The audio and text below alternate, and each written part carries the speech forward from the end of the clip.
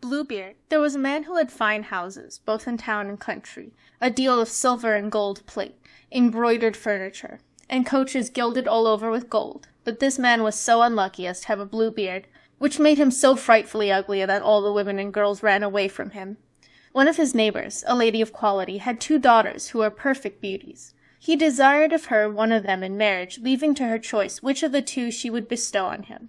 They would neither of them have him, and sent him backward and forward from one another, not being able to bear the thoughts of marrying a man who had a blue beard, and what besides gave them disgust and aversion was his having already been married to several wives, and nobody ever knew what became of them.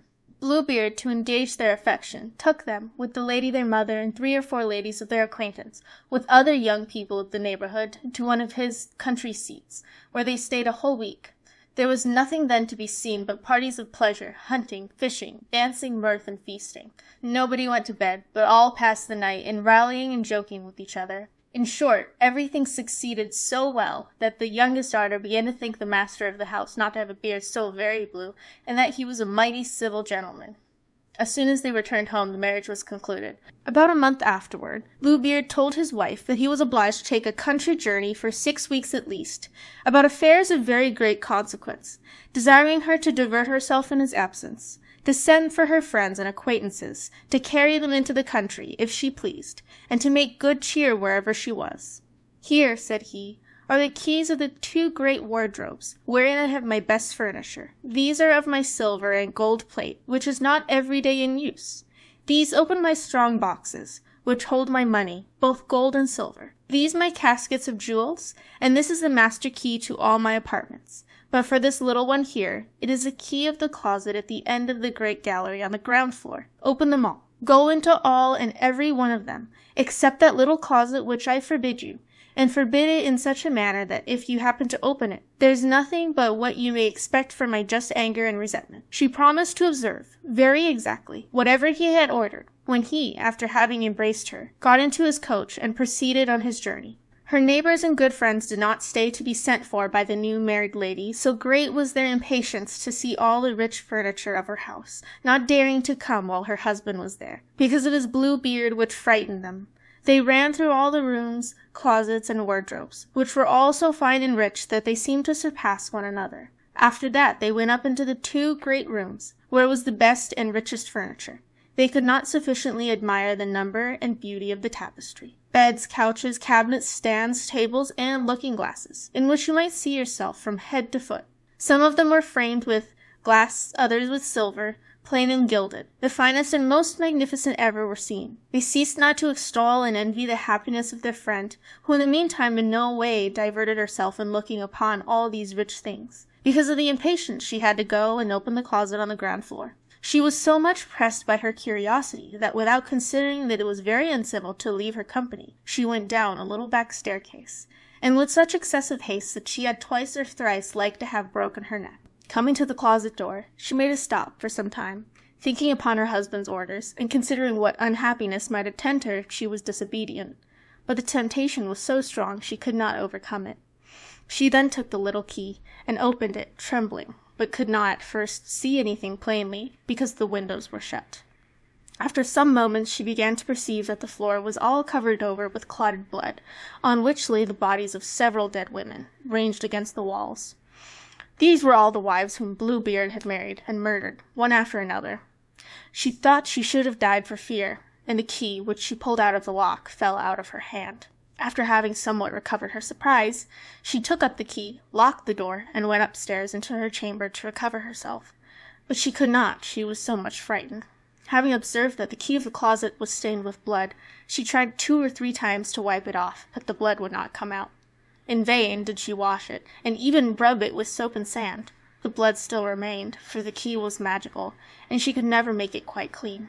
When the blood was gone off from one side, it came again on the other. Bluebeard returned from his journey the same evening, and said he had received letters upon the road, informing him that the affair he went about was ended to his advantage. His wife did all she could to convince him she was extremely glad of his speedy return.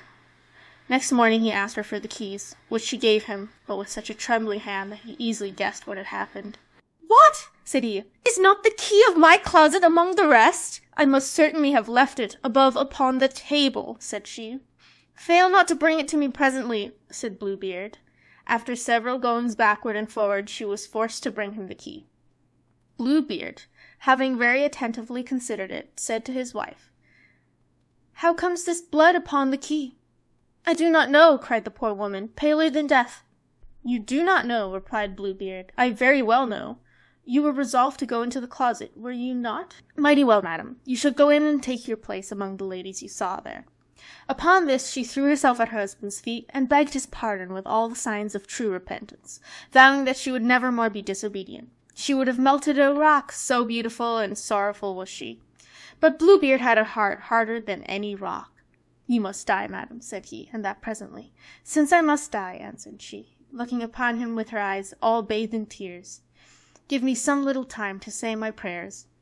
I give you, replied Bluebeard, half a quarter of an hour, but not 1 moment more. When she was alone, she called out to her sister, and said to her, Sister Anne, for that was her name, go up, I beg you, upon the top of the tower, and look if my brothers are not coming over. They promised me that they would come today, and if you see them, give them a sign to make haste.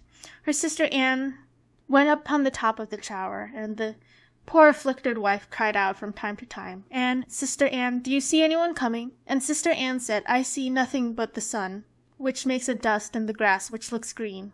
In the meanwhile, Bluebeard, holding a great sabre in his hand, cried out as loud as he could bawl to his wife, Come down instantly, or I shall come up to you. 1 moment longer, if you please, said his wife, and then she cried out very softly, Anne, Sister Anne, dost thou see anybody coming? And Sister Anne answered, I see nothing but the sun, which makes a dust, and the grass, which is green. Come down quickly, cried Bluebeard, or I will come up to you. I am coming, answered his wife, and then she cried, Anne, Sister Anne, dost thou not see anyone coming? I see, replied Sister Anne, a great dust which comes on this side here. Are they my brothers? Alas, no, my dear sister, I see a flock of sheep. Will you not come down? Cried Bluebeard. 1 moment longer, said his wife, and then she cried out, Anne, Sister Anne, dost thou see nobody coming? I see, said she, 2 horsemen, but they are yet a great way off. God be praised, replied the poor wife joyfully. They are my brothers. I will make them a sign, as well as I can, for them to make haste. Then Bluebeard bawled out so loud that he made the whole house tremble. The distressed wife came down and threw herself at his feet, all in tears, with her hair about her shoulders. This signifies nothing, says Bluebeard. You must die.